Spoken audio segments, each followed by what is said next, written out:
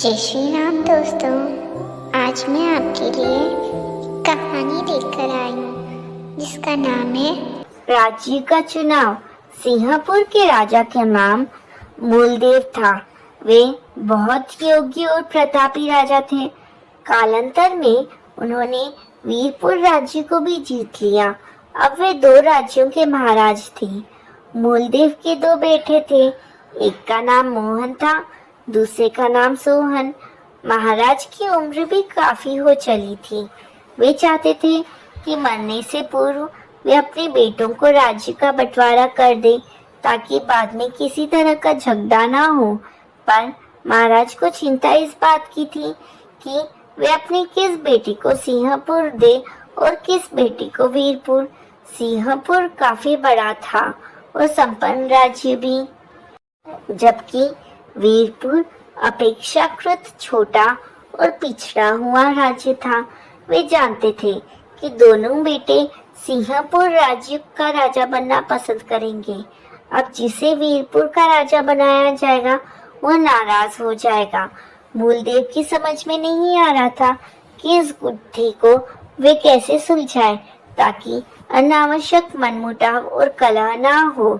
काफी सोच विचार करने के बाद उन्होंने एक दिन अपने दोनों बेटों को बुलाया और उनसे कहा कि वे दोनों जाएं और सिंहपुर और वीरपुर दोनों राज्यों में जाकर अपने पसंद का राज्य चुन लें। उन्हें अपनी पसंद का राज्य दे दिया जाएगा। मोहन और सोहन दोनों राजकुमार पिता की आज्ञा पाकर राज्य की सैर के लिए निकल पड़े। दोनों ने घूम फिरकर दोनों राज्य का दौरा किया और लौट आए। मोहन बेटे, कहो तुम किस राज्य के राजा बनना पसंद करोगे? महाराज ने अपने बड़े बेटे को पहले बुलाकर पूछा। जी पिताजी, मैं वीरपुर राज्य का राजा बनना चाहूंगा, मोहन ने उत्तर दिया। तो सोहन सहित सभी के मुंह खुले के खुले रह गए। वे सभी तो सोच रहे थे कि वह पहले पूछे जाने का फायदा उठाकर जरूर बड़ा तथा संपन्न राज्य सिंहपुर ही मांगेगा, पर मोहन ने तो पिछड़ा हुआ राज्य वीरपुर मांग लिया। यह बात भूलकर राजकुमार मोहन ने सबको चौंका दिया। सोहन भी अपने भाई की पसंद पर मन ही मन खुश हो रहा था कि अब उसे स्वतः ही बड़ा राज्य सिंहपुर का राजा बनने का मौका मिलेगा।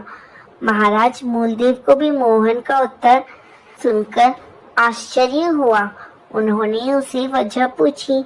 बेटे, तुम यह जानते हुए भी कि वीरपुर छोटा है, उसका राजा बनना क्यों चुना? तुम चाहते तो सिंहपुर जैसे विशाल और समृद्ध राज्य का राजा बन सकते थे। इस पर मोहन कहता है, महाराज, दोनों राज्यों के भ्रमण के पश्चात मैंने यह पाया कि सिंहपुर राज्य बड़ा भले ही है, पर उसके निवासी आलसी, सुस्त और अकर्मण्य हैं, जिसके कारण जल्दी ही वे लोग सिंहपुर सरीखे समृद्ध राज्य को कंगाल बना देंगे। ठीक इसके विपरीत वीरपुर राज्य आज छोटा एवं पिछड़ा भले ही हो, पर उसके निवासी कठोर, परिश्रमी और ईमानदार और कर्मठ है, जिसके कारण वीरपुर भविष्य में उन्नत राज्य बन जाएगा। इस बात में कोई संदेह नहीं है। मोहन ने अपने निर्णय की वजह बताई। महाराज मूलदेव अपने बेटे मोहन की सूझबूझ और योग्यता से बहुत प्रभावित हुए। उन्होंने उसकी प्रशंसा करते हुए वीरपुर राज्य सौंप दिया। उधर सोहन भी अपने भाई के निर्णय से बहुत प्रभावित हुआ। उसने महाराज से आग्रह किया कि वे सिंहपुर और वीरपुर राज्य को आपस में एक करके मोहन को उसका राजा घोषित कर दे, ताकि मोहन की योग्यता का लाभ दोनों राज्यों को मिल सके। महाराज ने सोहन का प्रस्ताव भी स्वीकार कर लिया। दोनों राज्य एक हो गए तो मोहन ने अपने भाई को गले लगाते हुए घोषणा की कि आज से दोनों मिलकर नए राज्य की जिम्मेदारी संभालेंगे और प्रजा के कल्याण के लिए मिलकर काम करेंगे। मूलदेव दोनों भाइयों का आपस में स्नेह देखकर अभिभूत हो गए। उनकी राज्य के उत्तराधिकारी की चिंता दूर हो चुकी थी।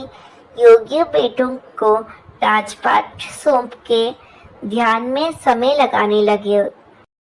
दोस्तों, इस कहानी से हमें यह सीख मिलती है कि मनुष्य अपनी सूझबूझ और समझदारी से विपरीत परिस्थिति को भी अपने अनुकूल कर सकता है। जय श्री कृष्णा, राधे राधे।